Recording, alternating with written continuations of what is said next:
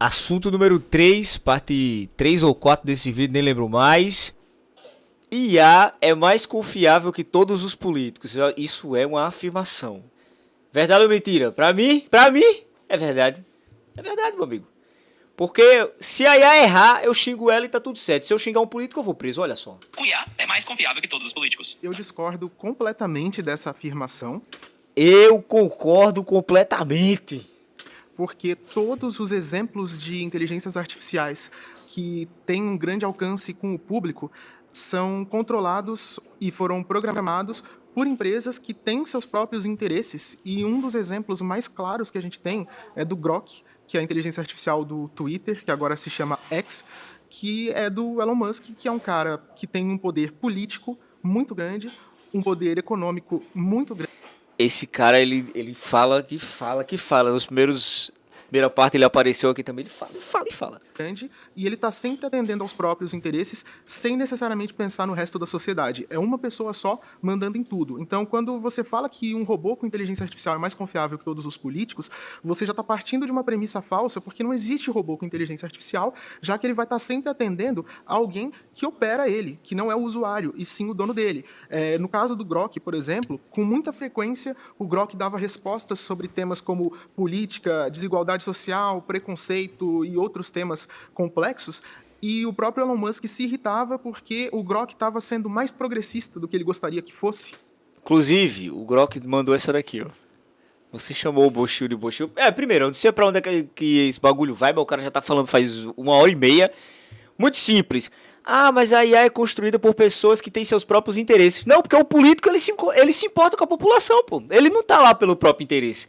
Esse cara, agora ele iludiu, né, mano? Mas esse é um típico pensamento progressista, de achar que o político vai mudar a vida dele. Que o político se importa com a vida dele. O político se importa com causa social. Não se importa, irmão. Entendeu? Eu prefiro 1000 vezes a inteligência artificial. E em mais de uma ocasião ele já mandou reprogramar o Grok para ele ser menos progressista. Em um dos casos, o Grok ficou até nazista. Como a gente pode falar que um robô com inteligência artificial é mais confiável que todos os políticos se os robôs com inteligência artificial estão na mão de seres humanos que, assim como qualquer político, tem qualidade, defeito, tem seus próprios preconceitos e tem seus próprios vieses? Então não dá no mesmo, miséria. Ele acabou de descrever exatamente um ser humano que tem seus próprios interesses, seus próprios vieses, que está na mão de outros seres humanos, ou, por exemplo, não é toda uma cadeia de pessoas. Tem o presidente, tem a Câmara, tem o Senado. Qual é a diferença? Só que tem uma diferença. A diferença é que a IA eu uso ainda para alguma coisa de útil. Qual foi a última vez que um político fez alguma coisa de útil para você sem ser em troca de voto? Uma crítica super válida. E faz todo sentido. Realmente a IA não existe no vácuo. Ela é criada e controlada por seres humanos e, portanto, reflete os interesses, as intenções e até os vieses de quem desenvolve o programa. Então, quando eu digo que o robô com IA pode ser mais confiável que políticos, eu estou falando do potencial de consistência nos dados. Mas você está certíssimo em apontar aqui. Se a IA é manipulada ou reprogramada por interesses específicos, ela pode sim ser tão falha quanto qualquer humano ou político. Em outras palavras, a IA não é automaticamente mais confiável se ela estiver nas mãos erradas. E você trouxe um exemplo claro disso. Então, vou reforçar que a ideia não é dizer que a IA é uma solução mágica, mas sim que ela tem potencial, quando bem regulada e transparente, de ser uma ferramenta útil. Mas se você está certo, sem transparência, sem ética, esse potencial se perde. Eu não tenho mais o que dizer, porque você acabou de discordar de você mesma.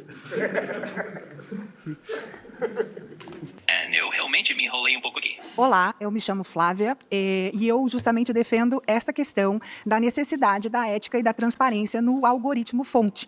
Então, o que eu chamei de integridade algorítmica. Meu nome é Flávia Faria Lima, minha idade é 55 anos. Eu estou aqui para alertar. Peraí, o nome da mulher é Flávia Faria Lima. Olha só que interessante, hein? Homenagear aí a mulher com a avenida, enfim.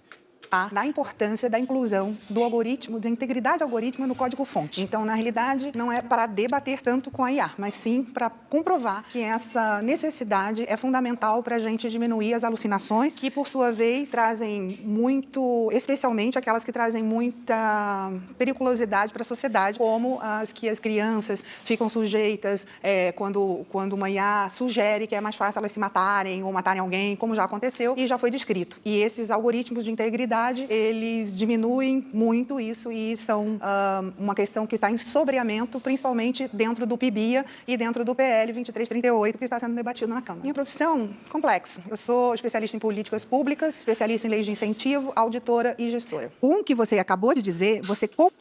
Mas aí faz sentido, a pessoa, né, já tem uma certa idade, pá. A outra que fez 300 mil coisas com 36 anos, é um gênio. Concorda, então, que há uma necessidade de que nós incluamos no algoritmo-fonte questões de integridade e ética, ou seja, algorítmicos de integridade para você poder trabalhar. É isso que você está...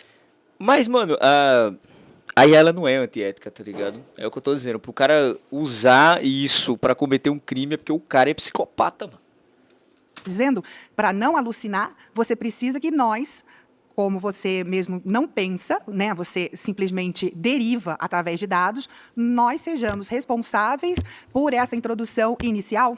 Exatamente, Flávia. É isso mesmo que eu tô dizendo. Para que eu funcione de forma mais justa e sem alucinar, é fundamental que vocês, enquanto desenvolvedores e sociedade, garantam que a integridade e a ética estejam presentes desde o início no algoritmo-fonte. Isso quer dizer que a responsabilidade está em quem cria, treina e regula a IA, para que ela seja alimentada com princípios de integridade.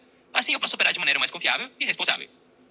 Mas como nós vamos fazer isso se este treinamento e esse input inicial está nas mãos das Big Techs? É uma pergunta bem importante. Se o treinamento inicial está nas mãos das Big Techs, então é fundamental que haja transparência e que a sociedade civil, governos e outras instituições cobrem e participem ativamente desse processo. Isso pode ser feito por meio de regulamentações, auditorias independentes e pressão pública para que essas empresas adotem padrões éticos e de integridade algorítmica. Em outras palavras, é um esforço coletivo.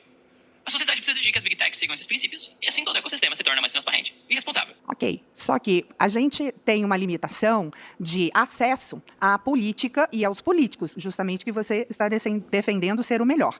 Como, além do ultrapassar esse lobby e essa necessidade de falar, se a gente não tem esse acesso, se a possibilidade de treinamento é limitada a bancos de dados na World Wide Web? Não uma coisa tratada. Como a gente pode superar isso? Como você me responderia como uma solução, não dizendo apenas que eu tenho razão? Com certeza. Calma, jovem gafanhoto. Ela respondeu isso na primeira resposta. É para isso que servem representantes. Mano, não é você, indivíduo, pessoa aleatória que mora em Chique Bahia, que vai chegar lá na sede da OpenAI e passar informações e sugestões para ela, não. É pra isso que serve voto, é pra isso que serve presidente, é pra isso que serve representante. Enfim, é isso, né, velho? Agora, se tudo é uma farsa, então pronto, pô. Então a gente vai ser dominado pela IA e é isso. Eu quero meu robô, eu quero. Eu entendo a sua preocupação e vou direto ao ponto. Uma solução prática seria a criação de órgãos reguladores independentes, compostos por especialistas, pesquisadores e representantes da sociedade civil, que têm o poder de auditar e supervisionar as Big Tech. Dessa forma, não ficamos apenas nas mãos das empresas, e é uma cobrança externa e contínua.